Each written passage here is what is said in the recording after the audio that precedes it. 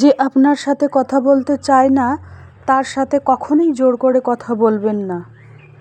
সে কখনোই আপনার সঙ্গে কথা বলবে না। একটা কথা মনে রাখবেন, ঘুমন্ত মানুষকে জাগানো যায়, কিন্তু যে ঘুমের ভান করে ঘুমিয়ে আছে তাকে কখনোই জাগাতে পারবেন না। সে হচ্ছে নরপিশাচ। সে আপনার ভেতরটাকে কুড়ে কুড়ে খাবে। এই ধরনের মানুষ কিন্তু আপনার মানসিক অশান্তির কারণ হতে পারে। হাজব্যান্ডের ইনকাম কম থাকার পরেও গৃহিণীরা কীভাবে মোটা অঙ্কের টাকা সঞ্চয় করবেন, মানি সেভিং টিপস। তো নতুন দিনে নতুন আরেকটি ব্লগ ভিডিও নিয়ে হাজির আমি আপনাদের মাঝে সাভানা, ভারতের ছোট্ট একটা গ্রাম শীতলকুচি জেলা থেকে বলছি। তো welcome back to my channel. আসসালামু আলাইকুম। তোমরা সবাই কেমন আছো? আমি আশা করি তোমরা সকলেই ভালো আছো। আলহামদুলিল্লাহ আমিও ভালো আছি, আর আমার পরিবার পরিজনদের নিয়ে আলহামদুলিল্লাহ আমি ভালোই আছি। আর আমার প্রাণপ্রিয় কলিজা আপু ভাইয়েরা তোমরা সবাই কেমন আছো? আমি আশা করি তোমরা সকলেই ভালো আছো। তো বরাবরের মতো না ব্লগটা আমি সকাল থেকেই শুরু করে দিলাম। তো চলো ব্লগটা দেখতেই থাকো। শীতের ব্লগ আর কি। হাজব্যান্ডের ইনকাম কম থাকার পরেও গৃহিণীরা কিভাবে মোটা অঙ্কের টাকা সঞ্চয় করবেন, মানি সেভিং টিপস। ডেইলি বাঙালি ব্লগ, গ্রামের সাদামাটা জীবন। তো চলো ব্লগটা দেখতেই থাকো। কালকে না ওই বালিশের কভারগুলো ধুয়ে দিচ্ছি, বেডশিটটা ধুয়ে দিচ্ছি ইয়েলো কালারের। তো এখনও বালিশে আর কি কভার ঢুকানো হয়নি। তো ভাবছি যে না কভারগুলো ঢুকিয়ে নিই, কারণ সব সময় তো জোটে না। সেই জন্য যখনই সময় পাই তখনই আর কি সংসারে টুকিটাকি যে কোনো কাজে আমি তোমাদের কাছে শেয়ার করার চেষ্টা করি। তো আমার যতটুকুই কাজ আমাকেই ভালো লাগে করতে, কারণ মেয়েকেও অত প্রেশার দেই না। মেয়ে তো দোকানের চাপ নিয়ে থাকে, কারণ ওর অর্ডার থাকে কোনো দিন 2টা, কোনো দিন 3টা, কোনো দিন 5টা, কোনো দিন 1টা। যেদিন যেরকম থাকে সেদিন সেরকম অর্ডার পায়।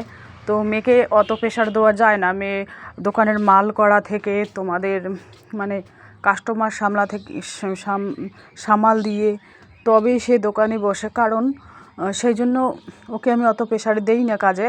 ও যে ভাত খায়, ভাত খেয়ে যে থালাটা আছে থালাটাও ওখানেই রেখে দেয়। আমি বলি কি তুমি ওখানেই রেখে দাও, দিয়ে চলে যাও, আমি মাজা ঘষা করি। আর আমার কলতলা তো নিচেই, তোমরা জানো নিচেই কলতলা। মানে সমান সমান যদি হতো এক জায়গায় সমস্ত কিছু, তাহলে কিন্তু অত আমার প্রেশার হতো না। যেহেতু নিচে অনেক নিচে আর কি, পানির ব্যবস্থা আর কি নিচে, মানে সিঁড়ি দিয়ে বেয়ে নিচে নামতে হয় আর কি, এরকম একটা পরিস্থিতি। তো হাজব্যান্ডের ইনকাম কম থাকার পরেও গৃহিণীরা কীভাবে মোটা অঙ্কের টাকা সঞ্চয় করবেন, দেখুন। যদি তোমার বুদ্ধি থাকে তাহলে হাজব্যান্ডের যত ইনকাম কম থাক না কেন সেখান থেকেই কিন্তু আমরা সেভিং করতে পারবো বা সঞ্চয় করতে পারবো। আর যদি হাজব্যান্ডের ইনকাম বেশি থাকে, আমাদের মাথায় যদি বুদ্ধি না থাকে, তাহলে কিন্তু হাজব্যান্ডের বেশি ইনকামেও আমরা সঞ্চয় করতে পারবো না। সেই বুদ্ধিটুকুনি তোমাদের থাকতে হবে, আমাদের থাকতে হবে। তো যাই হোক, আমি কিভাবে আর কি হাজব্যান্ডের ইনকাম কম থাকার পরেও কিভাবে মোটা অঙ্কের টাকা সঞ্চয় করি সেই বিষয় নিয়ে আলোচনা করতেছি। দেখুন, আমার হাজব্যান্ড প্রত্যেক মাসেই আমাকে 20,000 টাকা করে হাতে দেয়। প্রত্যেক মাসেই আমার হাজব্যান্ড আমাকে 20,000 টাকা দেয়। সেখান থেকে আমি মোটা অঙ্কের টাকা কিভাবে সঞ্চয় করি, পাশের বাজার থেকে খরচ না করে একটু দূরের বাজার থেকেই আমি খরচ করি। মুদিখানার বাজার হোক, আর সবজি বাজার হোক, আর মাছ বাজার হোক, আর মাংস বাজার হোক, আমি একটু দূরেই করি। কারণ এখন 100-র মধ্যে 99% মানে মেয়েদের বউদের হাজব্যান্ড কিন্তু বিদেশে থাকে।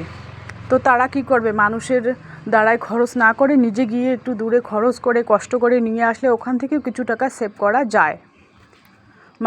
মানুষের হাতে যদি টাকা দাও খরচ করার জন্য, 200 টাকার খরচ করে এসে বলবে 300 টাকার, তো 100 টাকা ও ইনকাম করলো। সেই জন্য নিজে সংসারের দায়িত্বটা নিজেকেই নিতে হবে, তাহলে সব থেকে বেস্ট হয় আর কি।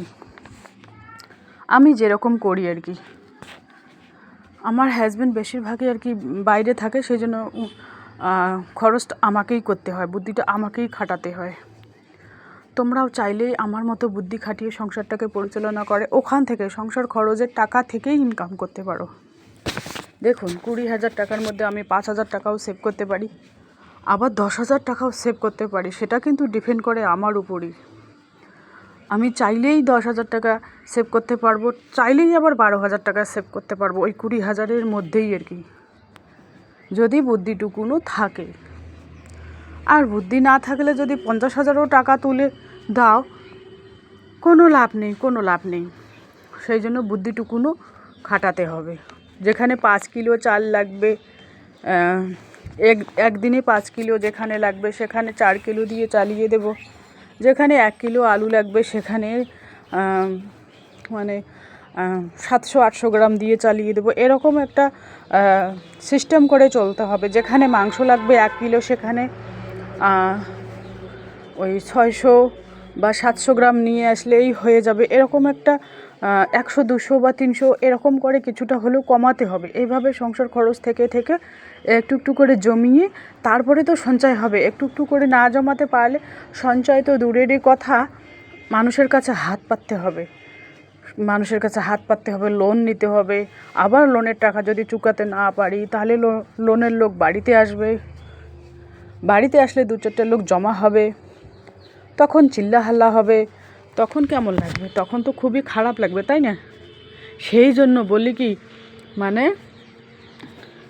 নিজের সংসার খরচ থেকে যদি 2 টাকা সেভ করতে পারি তাহলে কেউ আমাকে বাড়িতে এসে অপমানও করতে পারবে না, আর লোনও নিতে হবে না, আর কারো কাছে ধারও নিতে হবে না, যদি একটু আমরা বুদ্ধি খাটিয়ে চলতে পারি আর কি।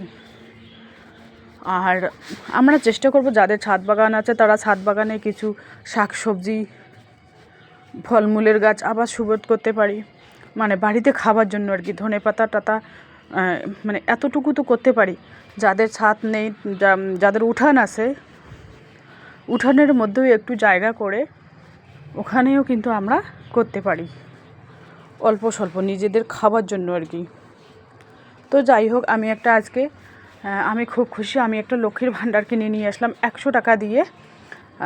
এটা আমাকে টেবিলের উপরে রাখতে হবে। এটাতে আমি ওই কয়েনগুলো ফেলবো, 10 টাকা 5 টাকা যে কয়েনগুলো আছে ওইগুলোই ফেলবো।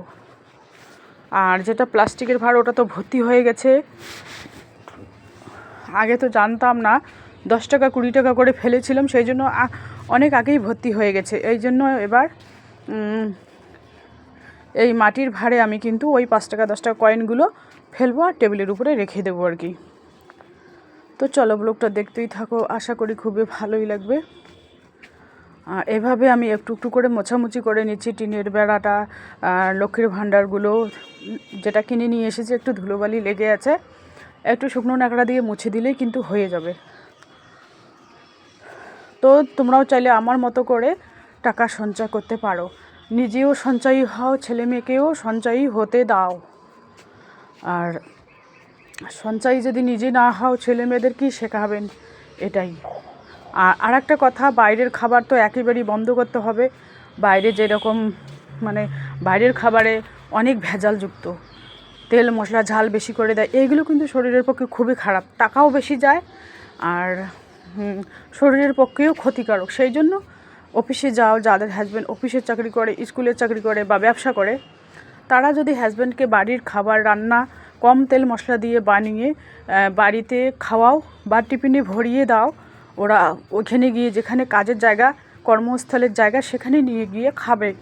এটাই আমার মতে হয় বেস্ট। কম খরচেও হয়ে যাবে, প্লাস স্বাস্থ্যও ভালো থাকবে। এটা আমার মতে আর কি। তোমার মতে কি, তোমাদের মতে কি সেটা আমি জানি না। এইভাবে আমি এরকম বুদ্ধি খাটিয়ে কিন্তু সংসার খরচ থেকে কিন্তু আমি টাকা সঞ্চয় করি আর কি। আমার নিজেরও একটা ইনকাম আছে, আবার হাজব্যান্ড যে আমাকে 20,000 টাকা করে দেয়, ওখান থেকেও আমি কিছুটা হলেও সঞ্চয় করি। কিন্তু সে যে সঞ্চয়টা করবো, সেই সঞ্চয়টা করে কি আমি আমার বাবাকে দেব, না মাকে দেব, না ভাইকে দেব, না বোনকে দেব, কাউকে দেব না। সেটা কার জন্য? ছেলে মেয়ের জন্যই আর কি সঞ্চয় করার চেষ্টা করি। যে কোনো মানুষই হোক না কেন, ছেলে মেয়ের ভবিষ্যতের কথা ভেবেই তো সঞ্চয় করে, তাই না? যেখানে 1 কিলো আপেল খাবে সেখানে 500 গ্রাম আপেল দিয়ে কাটিয়ে দিল। এইভাবে তো একটু একটু করে সঞ্চয় করতে হবে। আর মুরগিদের এক ঝলক তোমাদের না দেখালেই নয়। তো এই যে দেখুন মুরগিদের খাবার দিয়েছি। আরও সেদিন নিয়ে এসেছে 5টা